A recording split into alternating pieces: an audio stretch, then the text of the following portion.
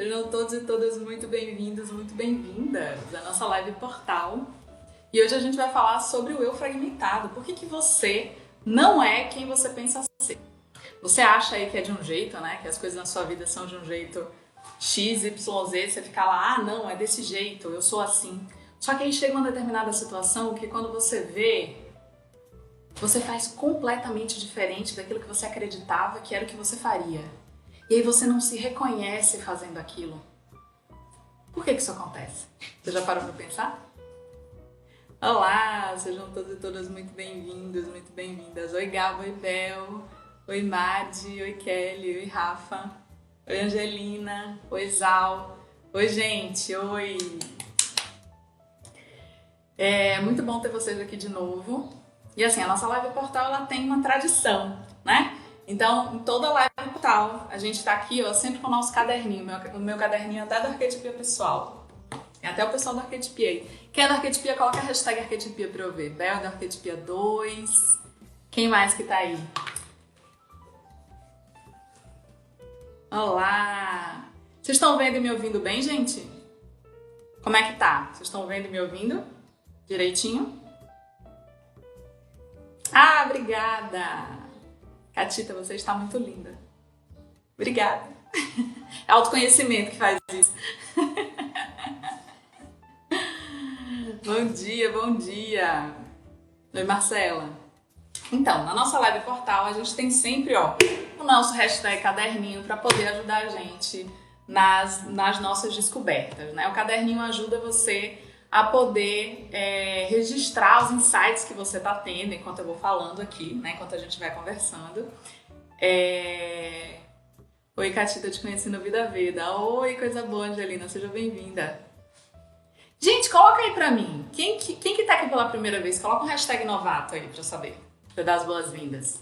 E os meus queridos, amados veteranos, coloca um hashtag veterano aí pra eu mandar beijo. Ó, Zal da Arquetipia 1, hashtag caderninho, hashtag veterano, hashtag batendo ponto. Isso aí, bom demais. Oi, Sheila. Olá, olá. Então, meus amores, hoje a gente vai falar de uma coisa muitíssimo interessante. E se você tá afim de tirar os véus aí da sua consciência hoje sobre quem você está no lugar e na hora certa. Né? Que bom que você tá aqui.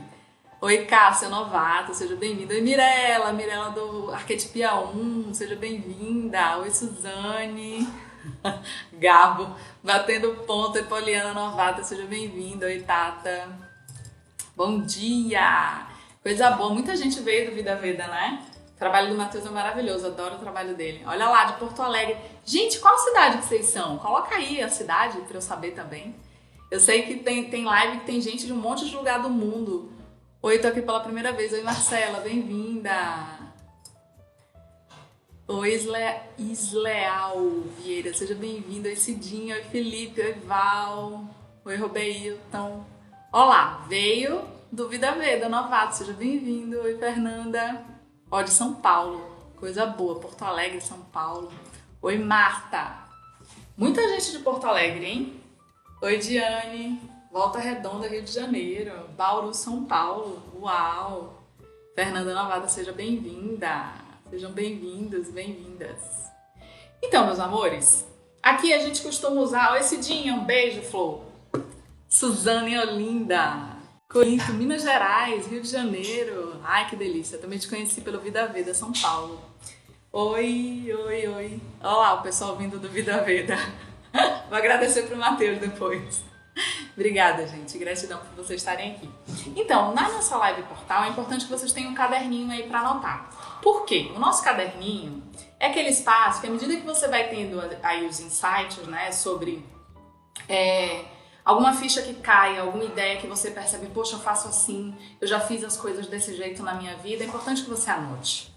Né? É importante que você anote porque essas caídas de ficha é um sinal de que o inconsciente está mandando informações para você, que são informações que podem te ajudar a fazer transformações na sua vida. O passo número 1, gente, para a gente fazer grandes transformações, grandes mudanças, é a consciência, tá? Então a gente precisa dessa consciência. Então, quando uma ficha cai, você tem a consciência, é importante que você vá lá e anote. Por quê? Da mesma forma que quando você sonha, né? Gente, sonho é mensagem direta do inconsciente, é ouro fino, assim, sabe? Aquela parte mais maravilhosa que a gente tem para poder trabalhar é o nosso inconsciente falando diretamente com a gente. Então, quando você tem um sonho, você anota o seu sonho, você está mostrando para o inconsciente que você quer saber mais dele, né? Que você se interessa por ele. Então, à medida que ele vai mandando as informações, você vai fazendo cada vez mais memória.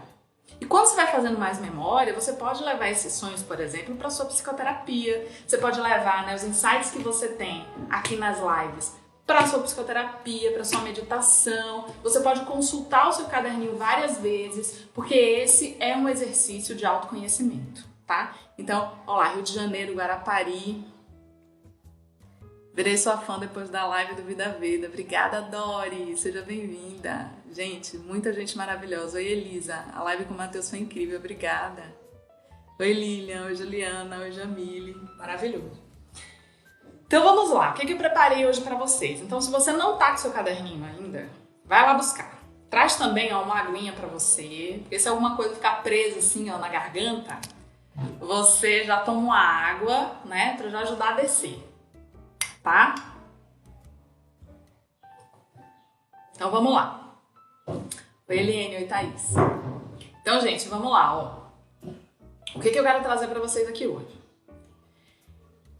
Você não é quem você pensa ser.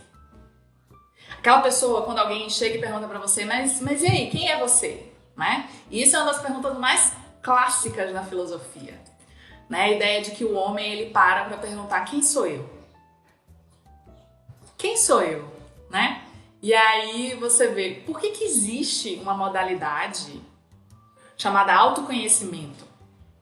É porque você geralmente não sabe quem você é. Por mais que você tenha uma ideia, você acha, eu sou assim, eu faço as coisas desse jeito, eu ajo dessa forma. Isso não quer dizer que você seja daquele jeito. E aí eu quero trazer uns pontos aqui para vocês pensarem junto comigo, para vocês verem como as coisas são muito mais complexas do que parecem, tá? Isso aí, desconstrução. Mas olha só, vamos seguir aqui uma linha de raciocínio comigo. Você já passou por alguma situação que você reagiu de um jeito que você nunca imaginou que pudesse fazer? Tipo assim, poxa, perdi a cabeça. Eu não sei porque eu fiz isso. Eu não sei porque eu falei isso, eu não sei porque eu me comportei assim, ou eu queria ter feito diferente, ou eu queria fazer diferente, mas eu não consigo. Quem aqui nunca passou por uma situação dessa? Né? De querer que as coisas sejam de um jeito, mas você para e você diz, não, mas eu não consigo fazer assim. Eu ainda não consigo. Por que você não consegue? Né? Ou a ideia de que, poxa, mas eu sou assim. Por que eu tô sentindo aquilo? Se eu sou assim, eu não devia sentir aquilo, né? Aquela ideia de que, eu sou uma pessoa boa, eu não posso sentir raiva, né? Ou eu sou uma pessoa que eu tô aqui sempre me esforçando e ajudando os outros e fazendo isso e aquilo outro. Só que olha só o que eu recebo das pessoas, né? Eu não consigo mudar isso, eu não consigo dizer não quando eu quero dizer não. Por quê? Né? Por que acontecem situações que você reage de forma automática? Né? Aconteceu uma situação e aí, de repente, quando você vê, você explodiu, você saiu de si, né? Explodiu e brigou e não sei o quê. Mas como eu fiz isso? Eu sou uma pessoa tão tranquila. Né? Então, assim, por que isso acontece? Porque, né, que sendo você não consegue ter total noção de quem você é. Você não consegue ter noção das suas nuances, você não consegue ter noção dos seus detalhes, você não consegue ter noção do seu funcionamento. Acho que ninguém é uma coisa só, a gente precisa lembrar, né? Isso aí, Clarissa. E aí que tá o ponto. Por isso que o nome, né, da nossa live de hoje, você não é quem pensa ser o eu fragmentado. Mas assim, você não é uma unidade. Muito pelo contrário. A gente é uma soma de várias partes que interagem umas com as outras, né? Mas como que isso acontece? Como assim? Quer dizer então que eu tenho várias expressões de mim dentro de mim? Sim. Tem. E é exatamente porque as pessoas elas têm essa necessidade, isso é muito interessante. As pessoas chegam e elas acreditam que elas têm que ser... que elas não podem ser paradoxais, por exemplo. Eu sinto felicidade, mas eu também sinto tristeza. Pela mesma situação, com a mesma pessoa. Eu sinto isso, mas eu também sinto aquilo. É uma loucura, por que eu sinto assim? Eu devo estar enlouquecendo. Gente, o ser humano, ele é paradoxal. E isso é muito importante que vocês saibam disso. Por quê? E aí a gente começa o nosso caminhar, digamos assim, a nossa viagem de hoje. Lá no século XIX, uma das maiores contribuições, né, que aconteceram, e eu acho que parou lá no YouTube.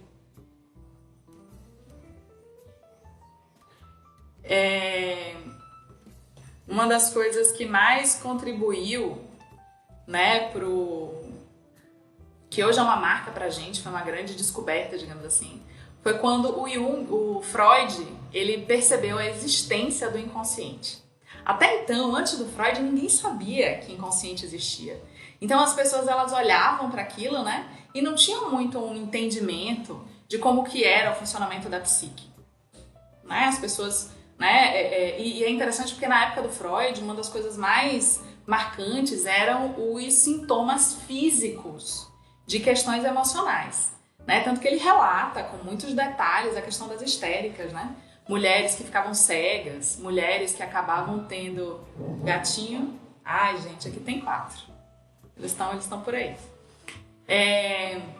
Mulheres que ficavam cegas, mulheres que tinham paralisias, né? Mulheres e geralmente o Freud, quando ele relatava a questão da histeria, né, ele relatava principalmente em mulheres, né? Essa questão de paralisias, ficavam em posições muito desconfortáveis. E aí ele não sabia direito o que era aquilo, o que estava acontecendo. Até que ele percebeu que a consciência era só uma parte nossa. Então aquilo que você sabe a seu respeito é uma parte muito superficial de quem você é. Então tem muito mais aí, né, que é inconsciente e que, digamos assim, direciona a sua vida sem que você saiba. E esse que é o ponto mais importante, assim, né? Então, quando a gente começa a perceber,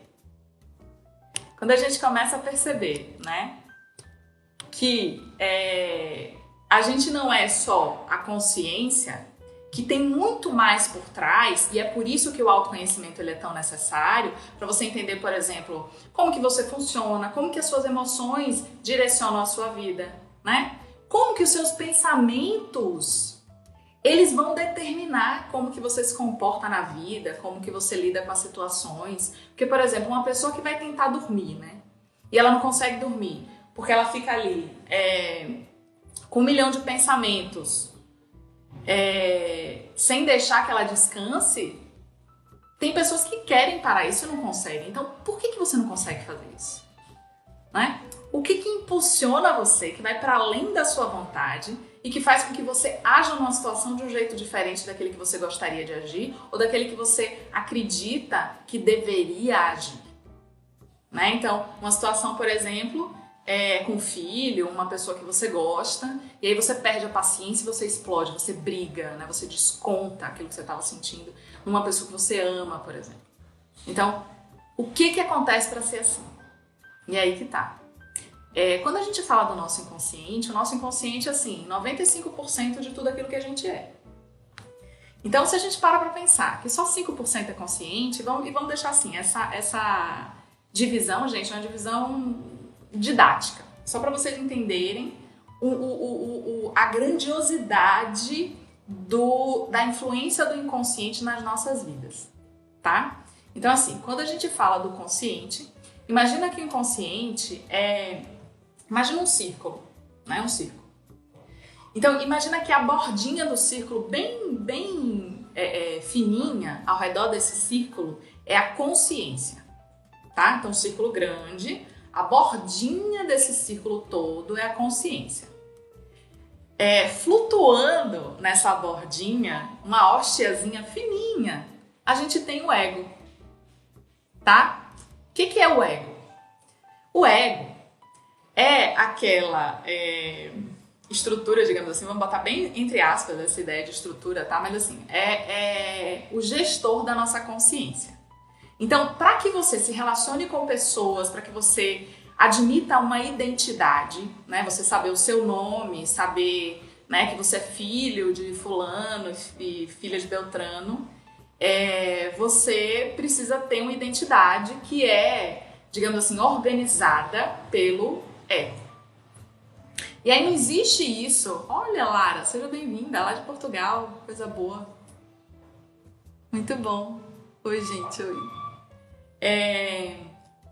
Então, assim, a ideia de que o nosso inconsciente, né, ele quer dizer, o nosso ego, ele é esse gestor da nossa consciência, ele é o que possibilita que a gente tenha uma identidade, né? Então, para eu saber que eu sou catita, né, que eu sou psicóloga, que eu moro em Aracaju, que eu sou mãe da Leona, que eu tenho, né, os meus gatos, que eu sou filha de Tanete, de Rosival, eu tenho que ter um ego que organize isso tudo. Então, assim, o ego não é ruim, tá? Tem gente aí que diz, tem que acabar com o ego. Não tem, gente. Se você acaba com o ego, aí dá muito problema, tá? Aí você vai beirar situações, assim, bem complicadas que vão trazer muito sofrimento. Então, a ideia não é que você acabe com o ego, mas que você tenha consciência que ele existe. Então, o seu ego, ele é esse gestor da consciência. O que é um gestor, né? O gestor, ele organiza, ele vai lidar com aquela situação. E o ego, ele tem formas de ação. Então, uma das formas de ação, né, as formas que o ego funciona, uma das possibilidades dele é tentar te proteger. Então, o ego, né, o nosso ego, ele está o tempo inteiro tentando proteger a gente de questões, sentimentos, situações que pra gente são intoleráveis. Como assim? Então, a gente fala das defesas do ego, né? Então, as defesas do ego existem para que a gente possa se defender de coisas que inicialmente são intoleráveis pra gente. Isso começa lá na infância, tá? O nosso ego, ele vai sendo formado na infância, né? Ele vai sendo formado a partir da nossa interação com o meio, a interação com os nossos pais, principalmente pai e mãe, né? Ou com aquela pessoa que te cuidou mais de perto. E você vai aprendendo com o meio, né? Com a sociedade, com a cultura, etc, etc. E também com seus pais, as pessoas que os adultos, né? A lei, né? Aqueles responsáveis que trazem para você a noção do que é certo e do que é errado. Só que assim, você não aprende com seus pais só aquilo que eles falam para você, né? Fulana, seja assim, ou não seja assado, você não pode fazer isso, você não pode fazer aquilo outro. Você aprende com seus pais também a partir daquilo que eles sentem, tá? Então uma criança aprende com os pais através de uma coisa que a gente chama de transmissão psíquica. Então se a mãe, digamos, vamos lá, se a mãe, ela tá passando por uma situação estressante e a criança percebe e ela fala, olha pra mãe e fala, mamãe, não fica brava, e a mãe diz pra criança, né, não, eu não tô brava, tá tudo bem. Uma das coisas que a criança faz, né, uma das coisas que acontece aí nesse momento, né, e é provável que todo mundo em algum momento tenha passado por isso. A mãe quer proteger a criança, dizer, não, tá tudo bem. Só que a criança, ela tem uma leitura da mãe e do pai que é para além do que ela fala. Então, quando a criança ela lê naquela mãe que tem alguma coisa errada, só que a mãe, vamos lembrar, mãe e pai aqui são Vem cá, Cália, dizer oi para as pessoas, diga oi. Oi, pessoas. Essa é a Cália, a deusa da destruição. Não pode mexer nos fios, vai pra lá. Quando a mãe, né, quando essa mãe faz isso tentando proteger a criança, uma das coisas que ela tá fazendo também é mostrando pra criança, né, que ela tá errada. Então, que a noção, a percepção dela da realidade tá errada. Então, o que acontece? A criança que tem uma visão, que tem uma noção, que tem uma leitura da realidade apurada, começa a desconfiar da leitura que ela faz porque a mãe desautorizou isso. Tá? Isso acontece muito. Então, como a mãe não pode estar errada, gente, para uma criança, pai e mãe são Deus e Nossa Senhora. Né? O que mãe e pai fala tá certo. E aí vem a palavra do Bert Hellinger, né? Que é o criador da constelação familiar. Ele fala assim, que uma criança é incapaz de odiar os seus pais mesmo que eles tratem a criança mal. Então, se a criança não pode odiar os pais, ela vai odiar a ela mesma. Então, se a mãe fala que a percepção dela tá errada, ela deixa de acreditar nela e ela acredita na mãe. Então, nisso aí, né, acontece um dos primeiros pontos que é importante na criação da nossa sombra, que a gente começa a perceber, ou começa a, digamos assim, a cimentar a ideia de que você não pode confiar naquilo que você sente e que você precisa de uma confirmação exterior para poder dizer se você tá certo ou se você tá errado. Tá? Então, assim, a confiança que você tinha em você, a sua intuição, por exemplo, você vai jogando isso para sua sombra, então você vai dissociando. Então, aquela criança que era inteira, autêntica, né, que era inteira fazendo as coisas, ela vai sendo educada no sentido de aprender que muitas das coisas que para ela são quem ela é, não podem ser mostradas para a sociedade. E assim, o Freud tem uma frase que ele fala que a civilização é a opressão, né? Então assim, para a gente viver em civilização, para a gente viver numa sociedade, a gente precisa respeitar, né, os contratos comuns da nossa sociedade. Só que isso para uma criança, né, é visto como opressão. Né? Existem mesmo determinados comportamentos de uma criança que dentro de uma sociedade seriam vistos como comportamentos errados, comportamentos que devem ser extintos. E a nossa educação faz isso com a gente. Então assim, é por isso que não existe a possibilidade, por exemplo, de você criar uma criança sem trauma. E aí o Freud, não, o Jung, ele nem usa a palavra trauma, ele usa a palavra complexo. Né? Que ele diz assim, é impossível a gente criar crianças sem complexos. Por quê? O fato de você não ser aceita na integridade de quem você é, porque você precisa ser mudada, modificada para caber nas regras da sociedade, faz com que você comece já tendo aí um complexo de rejeição. E muitas vezes a vida das pessoas, ela é direcionada, né? O complexo de rejeição é como se fosse um motor que faz com que você haja na sua vida tentando evitar a rejeição. E aí, gente, essa cisão acontece. Então, por exemplo, você pode ser uma pessoa que você acredita, né, e você faz de tudo para ser uma pessoa muito forte, muito decidida. Eu não preciso de ninguém, eu sou uma pessoa que resolve tudo, eu sou uma pessoa que não preciso de ninguém, né? Tô aí na vida resolvendo minha vida desde sempre.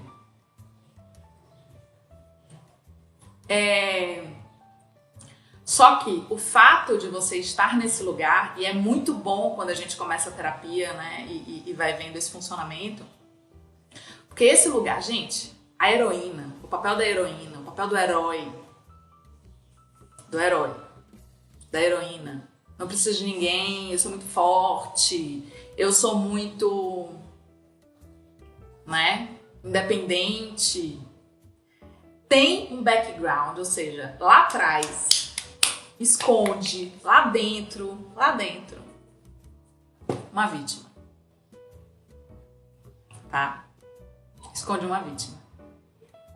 Então assim, em algum momento da sua vida você percebeu que você não podia contar com as pessoas aqui fora, por qualquer motivo que seja. Ah, minha mãe ficou doente e passou uma semana internada no hospital quando eu era criança e eu senti de alguma forma que ela tinha me abandonado. Então por isso eu percebi que eu tinha que dar conta de mim. Pode ter começado aí um complexo de abandono, né?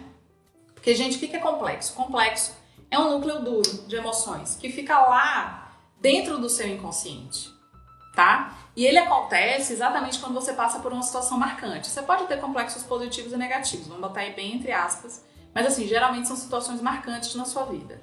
E o que acontece? Esse complexo, ele fica lá guardado no seu inconsciente. Só que é como se ele fosse um botão, né? Prestes a ser apertado por situações que acontecem aqui fora. Né? Eu costumo falar, inclusive a turma aqui do Arquetipia, o pessoal sabe, que eu dou o exemplo do airbag. Né? Então, digamos que você está lá dirigindo o carro que é a sua vida, o seu ego está lá dirigindo o carro da sua vida. Né? Aí, de repente, aparece um obstáculo e você bate no obstáculo. Quando você bate no obstáculo, né, que é uma situação, alguma coisa assim, o airbag, ele é acionado. Quando o airbag é acionado, né, quando você bate naquele airbag, você perde os sentidos, né? O airbag fecha seus olhos, nariz, boca, né, ouvido. Seu corpo inteiro é arremessado contra o airbag quando você passa por uma situação como essa.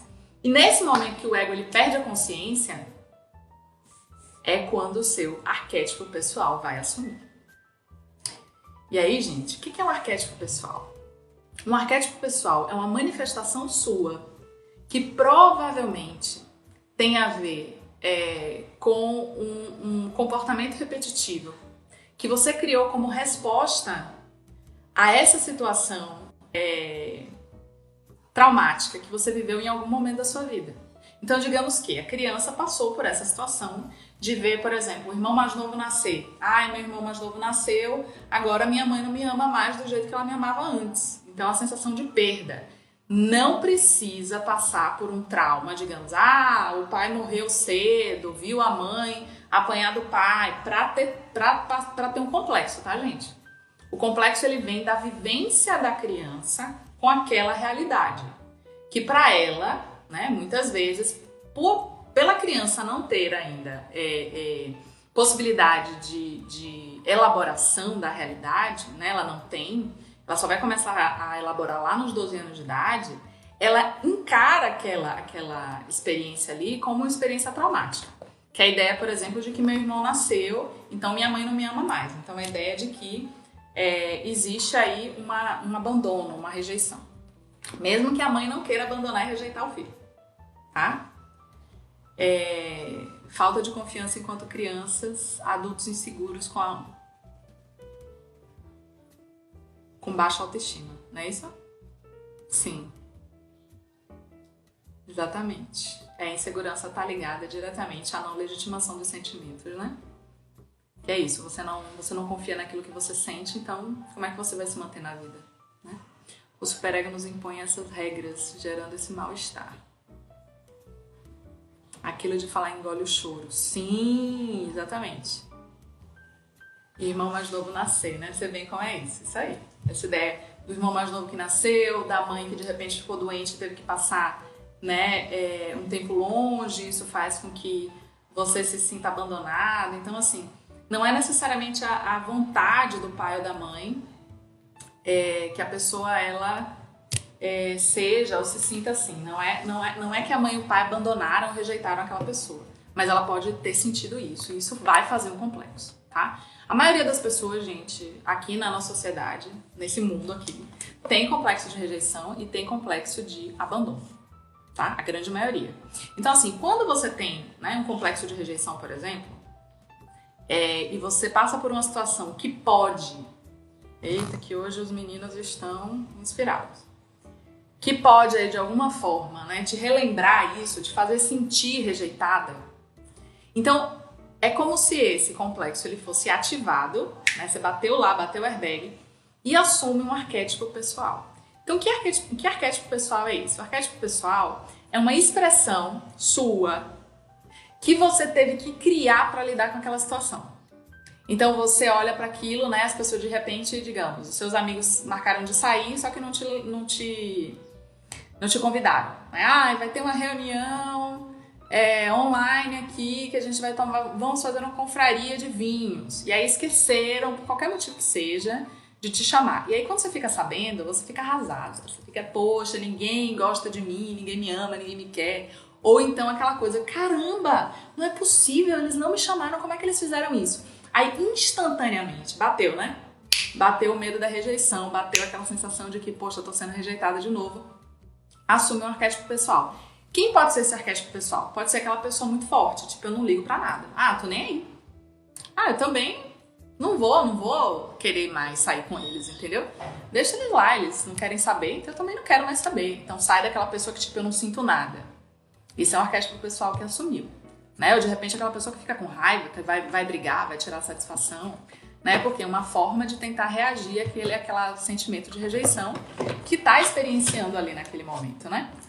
Então, quando a gente fala sobre isso e a gente começa a perceber que, na verdade, a forma que a gente acredita que não é bem assim, né? A gente tem várias expressões nossas que são expressões que muitas vezes são pra gente inconscientes. Transtorno de personalidade esquiva não, Flor.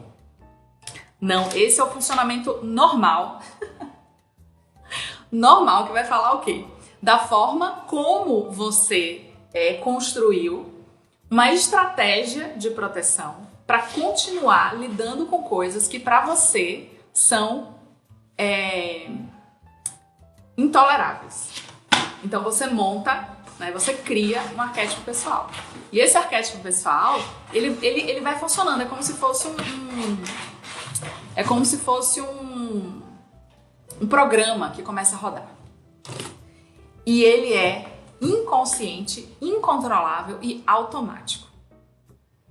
Né? Então, eu preciso me proteger. Só que você não pensa em se proteger, você simplesmente se protege do jeito que você pode. E aí, o que você faz? Como, por exemplo, né? Pessoas que começam a se envolver com alguém. Não, eu tô aqui me envolvendo com alguém, uma pessoa que eu acabei de conhecer, só que eu acho que eu tô me apaixonando. Então a pessoa corre. Pelo amor de Deus, eu não posso me apaixonar. Então ela para com aquilo, ela se afasta, ela bloqueia a pessoa nas redes sociais, ela some. Por quê? Porque ela tem tanto medo de lidar com aquilo, que o jeito que ela tem de lidar é fugir. Por exemplo, uma pessoa aí que tem muita culpa, tem um complexo de culpa muito aflorado, aquela pessoa que acredita que ela não pode ser feliz. Então, quando ela se vê feliz numa situação, ela já começa a buscar o que pode dar errado. O que pode dar errado? Não, alguma coisa de ruim vai acontecer. Porque ela não acredita que ela merece estar feliz, que ela merece ser feliz. Então, ela aciona um arquétipo que vai fazer com que ela confirme o medo que ela tem. E aquele arquétipo roda inconscientemente, roda no automático. Tanto que a gente pode ver, por exemplo, o tanto de autossabotagem que as pessoas se fazem. Por quê? Ela não queria se sabotar. Conscientemente não, mas inconscientemente ela se sabota. E por que isso acontece? Porque o nosso inconsciente está o tempo inteiro jogando pra gente informações para que a gente saiba de fato quem a gente é. Não, você não é só uma pessoa linda, maravilhosa, querida, fofa, que quer ajudar todo mundo.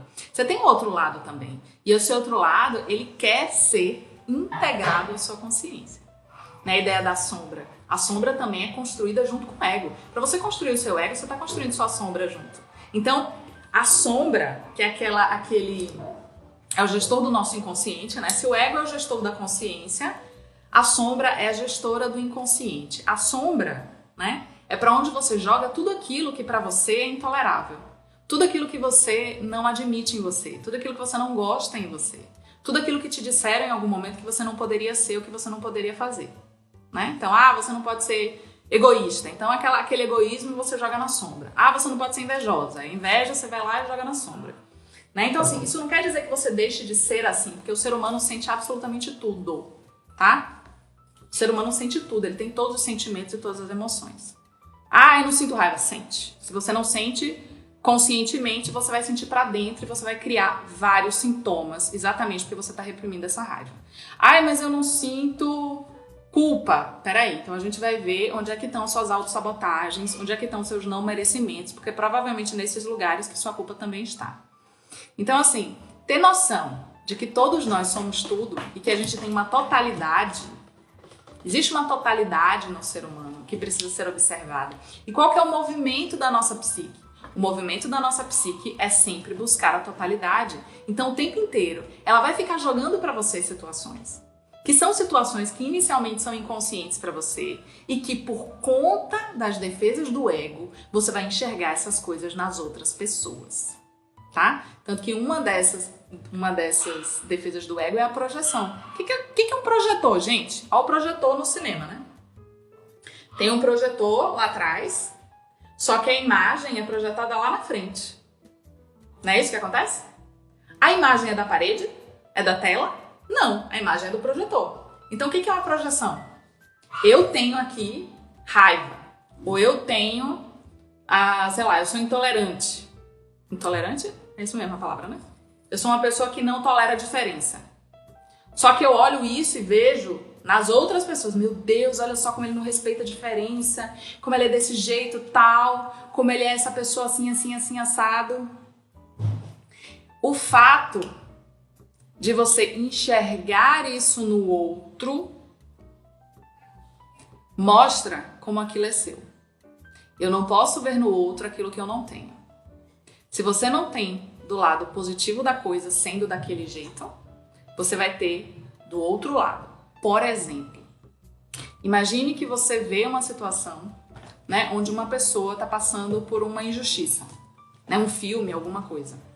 E aquilo mexe tanto com você, te deixa tão sensível, deixa você tão angustiado, que faz com que você não consiga nem terminar de ver o filme. Ah, isso quer dizer que você é uma pessoa opressora, igual aquela pessoa opressora que você estava vendo ali? Não necessariamente. O que você pode ver ali?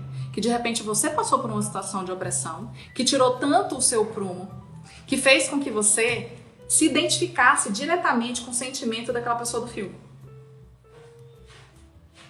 Só que às vezes você pode dizer, ai, mas eu nunca passei por situação de opressão na vida. É o que você pensa, conscientemente. Então, inconscientemente, e é aquilo que eu falo sempre, gente, a gente conhece uma árvore pelos frutos. Como que eu conheço a raiz da árvore? Pelos frutos. E os frutos, como é que são os frutos dessa árvore?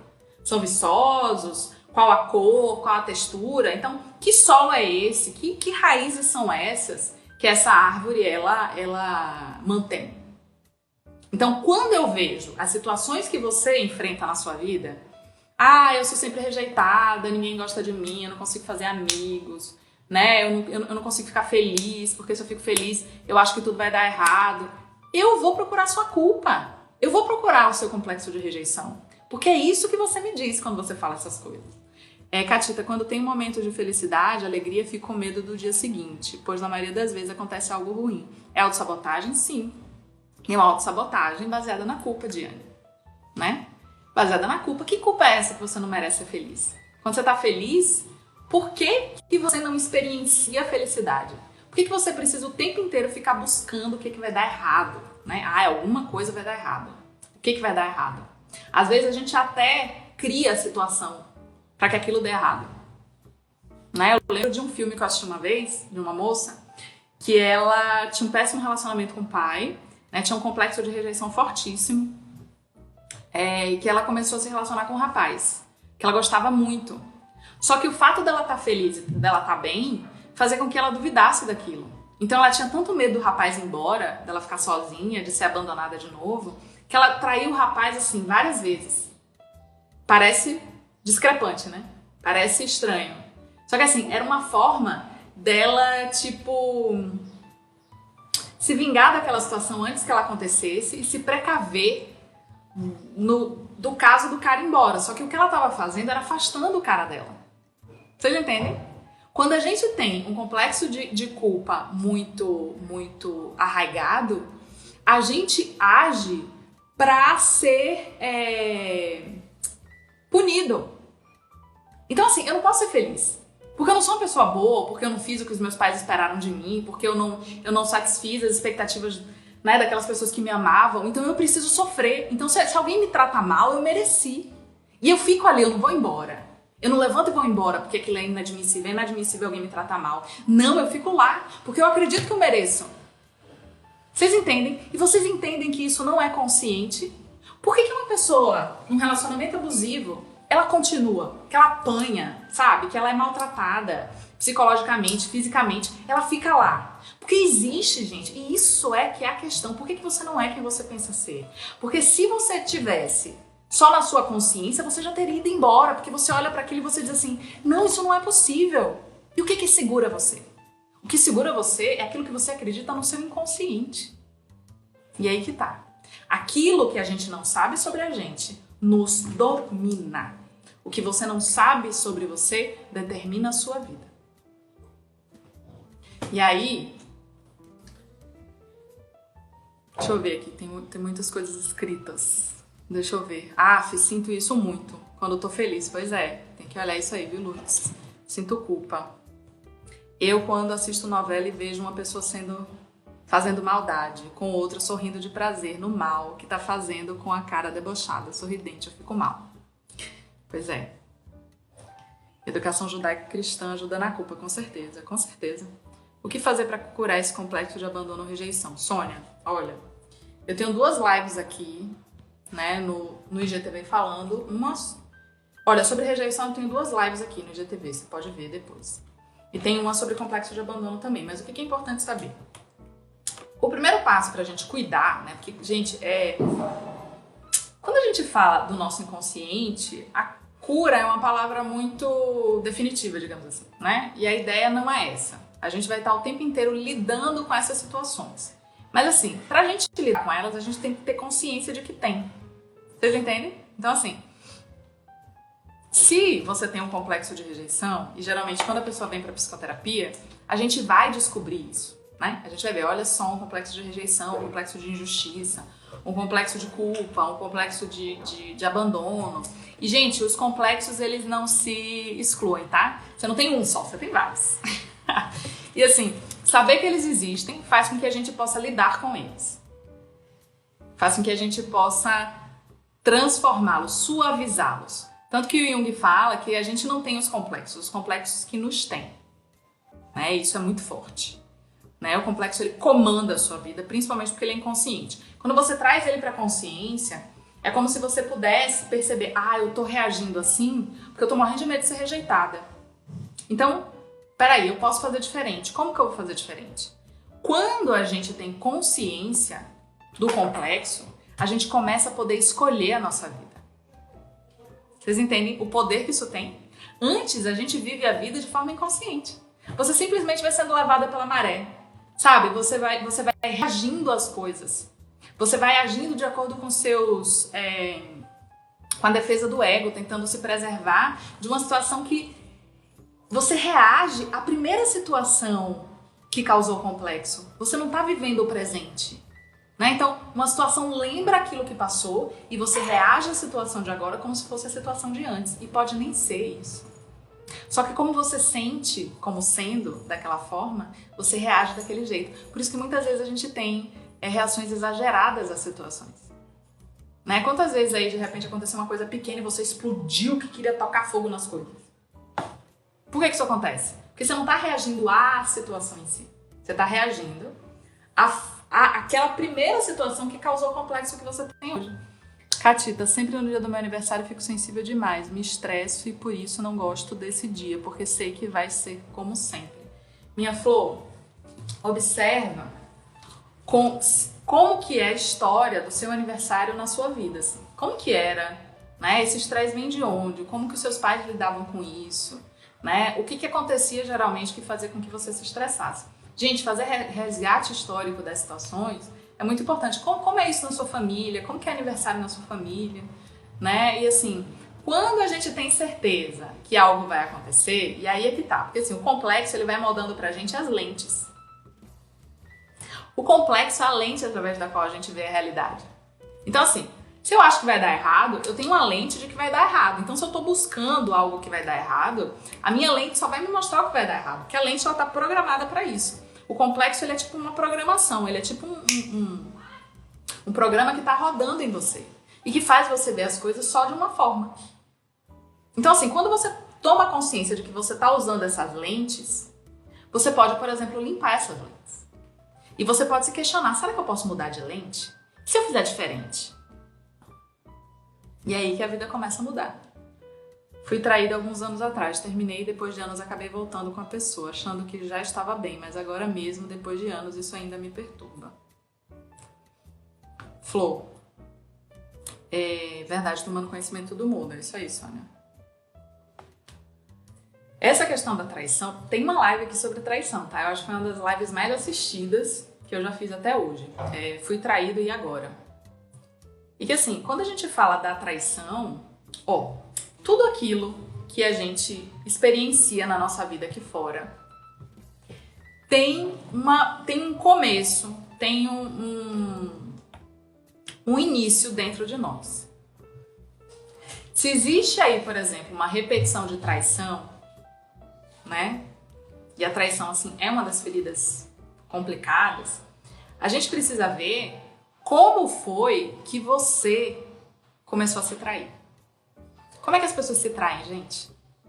Você tá lá querendo fazer tudo pro outro, né? Ah, é uma pessoa maravilhosa, eu quero que ele seja feliz, ele gosta do quê? Ele gosta disso, ele gosta assim. Então você vai fazendo tudo que ele gosta, tudo que ele gosta. E aí você vai dizendo sim para as coisas dele e não sabe nem o que, que você gostaria, o que, que você quer, o que, que pra você é importante. E aí, muitas vezes, os casais fazem uma coisa que a gente chama de... passam por uma coisa que a gente chama de complexo de harmonia. O que é complexo de harmonia? É quando um casal faz um pacto silencioso para cada um agradar o outro. Geralmente isso acontece no início da relação. Quando você faz, né? Quando você passa por isso, por esse pacto, você abre mão de quem você é. Você não quer nem saber, você não quer nem saber quem você é. Você quer fazer o que o outro gosta. Só que chega um momento que isso pesa. E aí, quando isso pesa, você percebe o quanto você se traiu nesse processo. E quando você deixa de ser quem você é, se traindo, é muito, digamos assim, provável que a traição ela se materialize aqui fora também. Porque você precisa ver que você está se traindo, né? Por que você se depara aí com uma pessoa terrível, pegando o seu pé, brigando com você todo dia, e você tem aí, por exemplo, amigos que vão embora, que te rejeitam, que você passa por situações que se repetem na sua vida? Porque essa é uma característica sua que precisa ser integrada, ela precisa ser vista, integrada, para aí você suavizar isso. Meu Deus, tudo que critico na minha mãe é projeção? Provavelmente sim, Lourdes. Se você critica, se isso te tira do eixo, se isso te tira do sério, é seu. O relacionamento com alguém funciona como um bumerangue? Então, o relacionamento com alguém, gente, o amor é uma tarefa psíquica de autoconhecimento profundo. Quando você está dentro de um relacionamento, o relacionamento é o palco privilegiado para a manifestação da sua sombra. Aquilo que há de pior em você vai aparecer no relacionamento. Por isso que relacionamentos são tão desafiadores. Porque é onde você vê tudo aquilo que você nega ao vivo, assim. A verdade nua e crua ali na sua frente. Então, lidar com isso é o desafio. E aí tem gente que foge, diz, não serve mais, é um relacionamento que não funciona, não deu certo. Deu certo, você tá vendo ali questões suas. Só que como a projeção tá muito colada no outro, você não consegue trazer isso pra você. Então assim, você achava que você não era nada daquilo, né? Você achava aí essa pessoa super decidida, né? Super ativa, super resolutiva, aí você vai lá e casa com uma pessoa lenta, devagar, que tá desempregada há não sei quanto tempo, que não consegue resolver nada, e você vai lá e resolve as coisas pra ela, e você olha, meu Deus, como a gente é diferente! Não é que vocês sejam diferentes, é que ela tá mostrando pra você um lado que é seu, mas você não tá acessando.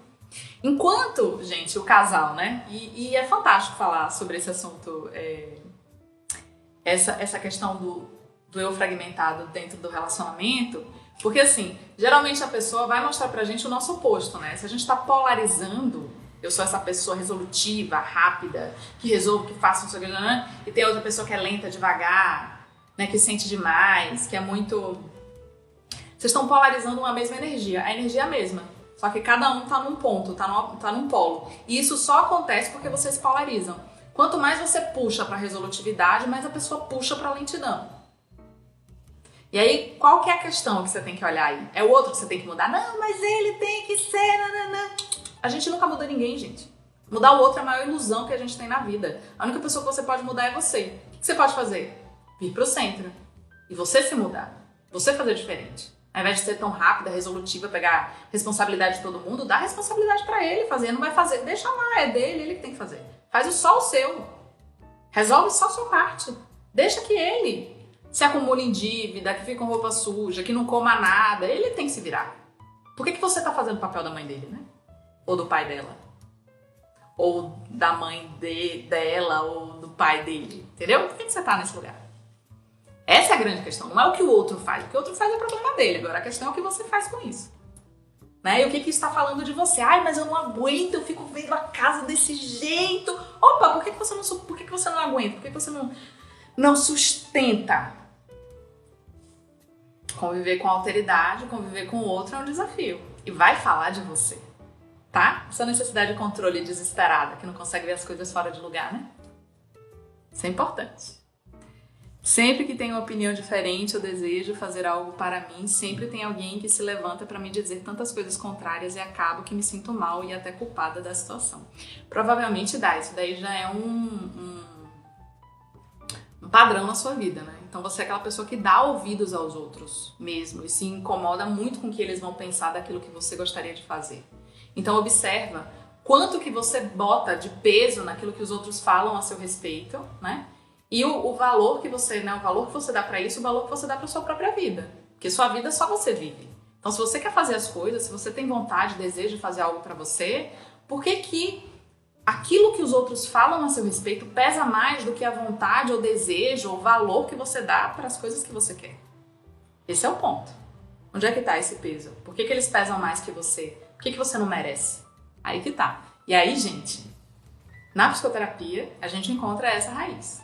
E aí, pensando nisso, né, também, eu acho que vocês que são novatos aqui, né, pra quem tá aqui pela primeira vez, acho que vale a pena contar.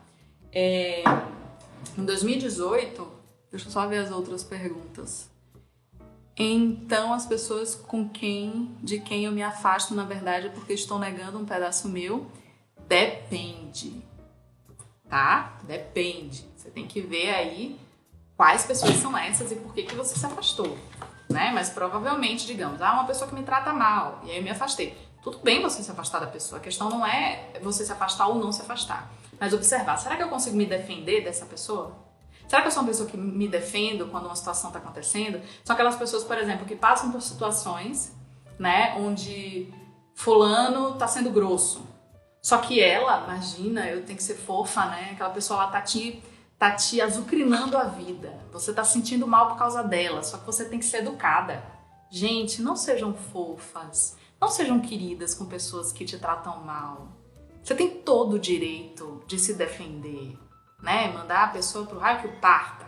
Mas olha só, você não pode fazer isso comigo. Não quero você falando assim comigo. Você tem todo o direito. Você não precisa ser fofa com a pessoa, né, que tá tirando, né, te tirando do sério porque ela tá atravessando seus limites. Você tem todo o direito de ter os seus limites defendidos. Então, assim, será que você tem coragem de se defender? Ou será que é isso que tá faltando? Né, a possibilidade aí. Ai, mas eu não quero desagradar. Gente, a gente vai desagradar, a gente precisa desagradar os outros. Isso vai acontecer. Né? Mesmo que você queira agradar, você ainda vai desagradar. Mas como é lidar com isso pra você, né? De que você vai desagradar os outros? Causa e destruição, vocês estão vendo, né? Mas tudo bem. Haja chá de hortelã por aqui. Esta live está incrível. Obrigada, Eliane. Verdade. É que não tenho passado com meu pai, mas eu não faço. É o que tenho passado com meu pai, mas eu não faço. E minha irmã faz. Fico brava com ela. Mas também não posso mudá-la. Gente, tá uma briga. Acredito, Fernanda. Um galão de água já foi. Qual o tema da live? Oi, Paty. A gente tá falando hoje sobre você não é quem você pensa ser, né? O eu fragmentado. Uma psicóloga me pediu para fazer uma lista de qualidades, mas como eu já tinha feito, resolvi fazer com defeitos. E percebi que não tenho todos os defeitos e isso me libertou para me amar. Olha só isso aqui que a Elisa falou, né? Como o amor, ele é condicional. O amor por você, ele é condicional. Se eu não tenho todos os defeitos, então eu posso me amar. Não, gente, a gente tem todos os defeitos e tem todas as qualidades. E você deve se amar apesar disso tudo. O nosso amor próprio, né? O auto-amor, ele precisa ser incondicional. Né? Não é porque você é assim ou é assado. Você merece ser amada independente de qualquer coisa. A sua existência deve ser o simples motivo para você se amar. O fato de você estar aqui, né? De você existir. Ai, mas eu tenho que ser melhor para poder me amar. Não. Amor primeiro. Depois você muda tudo o que precisar. Primeiro você ama e aceita. Tudo. Ai, sou fofoqueira, sou encrenqueira, sou raivosa, sou irritada, sou lenta, sou o que quer que seja. Primeiro a gente aceita, depois a gente transmuta. Uma teoria desenvolvida por Robert Sternberg, existem 3 dimensões principais no amor: intimidade, paixão e compromisso. Verdade? Tem que pensar sobre isso, minha flor. Eu não sei, eu não conheço esse autor. Muito bom, cabeça mil. Como integrar os fragmentos? Gabo pergunta. Então, o eu fragmentado, ele é uma realidade para todos nós. Então, todos nós aqui temos uma realidade de fragmentação psíquica, tá? É uma fragmentação entre a minha consciência e aquilo que é inconsciente em mim. Então, assim, trazer essa consciência, trazer essa noção dessa fragmentação faz com que a gente possa conectar essas partes. Tanto que foi exatamente isso que trouxe pra mim, que deu pra mim, né, a ideia, depois de passar por uma super crise em 2018, de criar o método da arquetipia pessoal. Alguém até me perguntou ontem, me mandaram um direct, o que é arquetipia pessoal? Arquetipia pessoal é um curso online, né, que já foram 2 turmas, tem até gente aqui do Arquetipia, que eu falo exatamente sobre mapear esses arquétipos pessoais que estão aí tomando conta da sua vida sem que você saiba. Então, assim, eu falo sobre os arquétipos, falo sobre os complexos, como que esses complexos, né, eles guiam a sua vida sem que você saiba disso, né? Como que você pode perceber que aquela decisão que você está tomando, ela não é uma decisão que está aqui conectada com aquilo que conscientemente você gostaria, né? Que é o seu inconsciente aí dominando a sua vida. Então, como aquela moça do filme que eu falei, ela saía transando com vários caras, não porque ela queria ficar longe daquele homem que ela tava. Ela queria ficar com ele, só que ela não conseguia evitar, né? Ela não conseguia mudar o jeito de fazer. Então, assim, quantas vezes na sua vida você acaba tendo um comportamento que é um comportamento que vai o contrário daquilo que você gostaria, que acaba, né, te auto-sabotando, que acaba criando situações que você poderia, né, se você estivesse seguindo a sua consciência, você poderia chegar a um determinado ponto, mas você não chega porque tem ali, né, um inconsciente que está o tempo inteiro querendo se mostrar. Então, essa ideia de integrar a partir da construção, né, do seu arquétipo pessoal é uma das formas assim, mais incríveis, interessantes, lúdicas, que assim, eu vejo tendo resultados incríveis tanto com os meus alunos quanto com os meus pacientes. Né? Então, conheci a senhora. Ai, não precisa me chamar de senhora, não. Na live do Matheus no 0800, fiquei muito feliz. Eu também sou de Cruz das Almas. Bem-vinda, conterrânea, Dilda. Mas moro em São Felipe, muito bom. Eu sou de Cruz, mas eu moro em Aracaju, gente, Sergipe.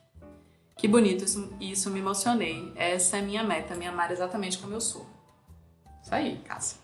Maravilhosa essa live. Gente, o curso é fantástico. Façam a Diana do Arquetipia 2, muito bom.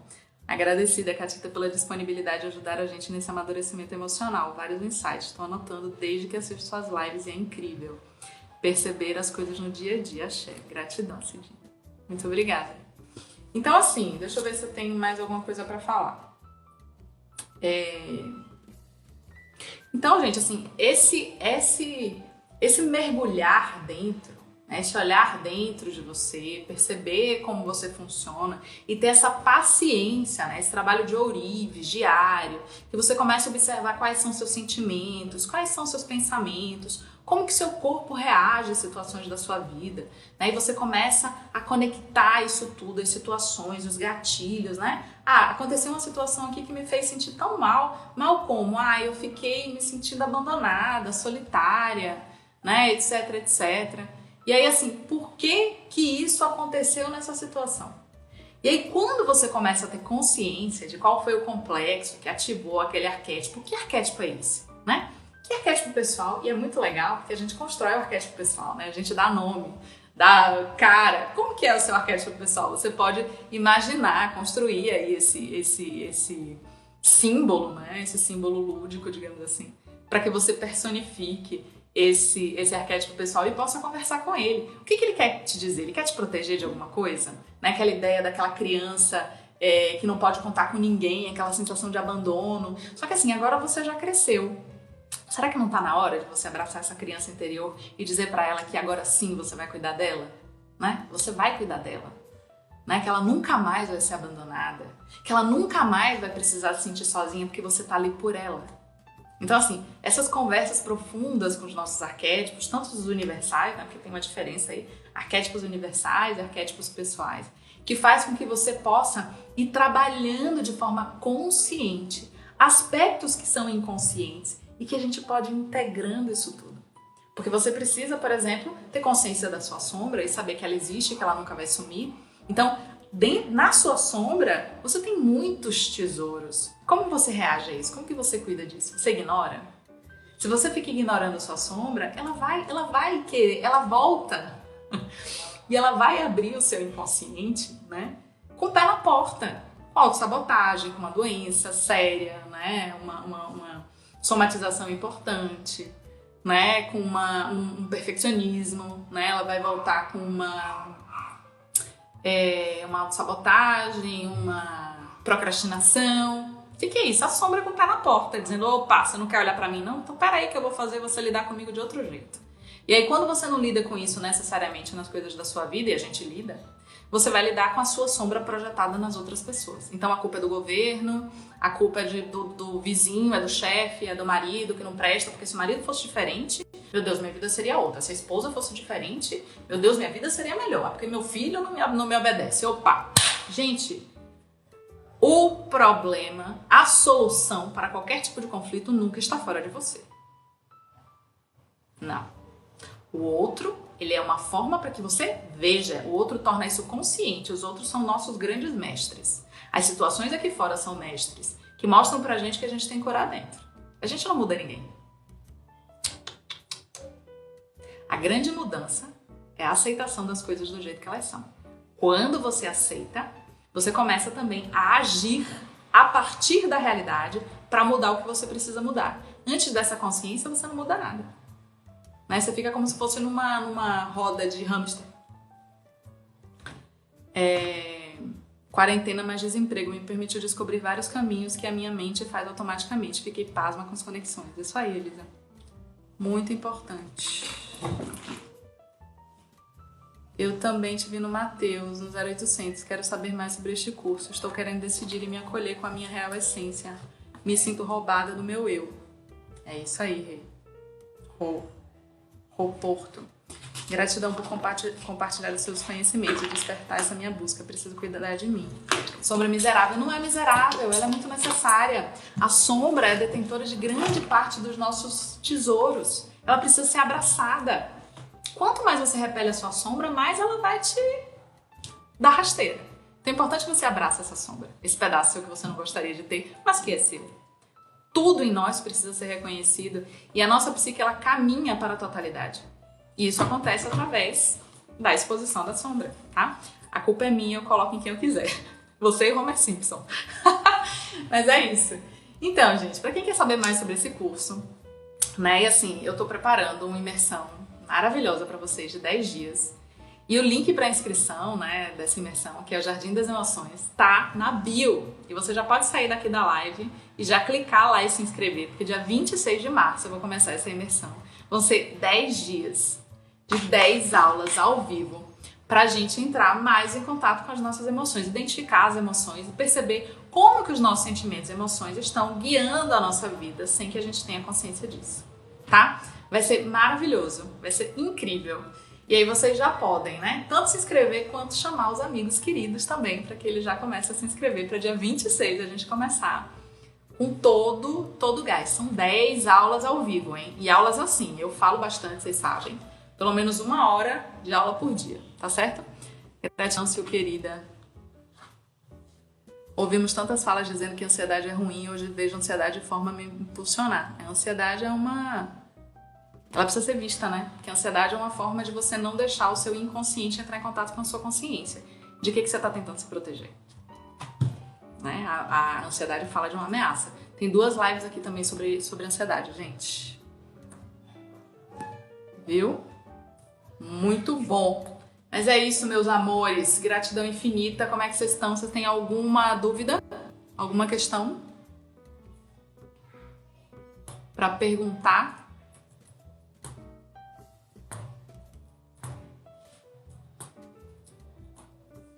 Não, nada? Então, assim, muito bom ter vocês aqui. Se vocês tiverem alguma dúvida, vocês podem deixar também nos comentários aqui ou me mandar um direct, tá? E corram daqui, vão direto lá se inscrever na nossa imersão, que vai começar dia 26 de março. Tá certo? Aguardo vocês. Um beijo. Gostei muito do que você falou sobre ansiedade. Isso aí. Um beijo, gratidão e até mais. Tchau!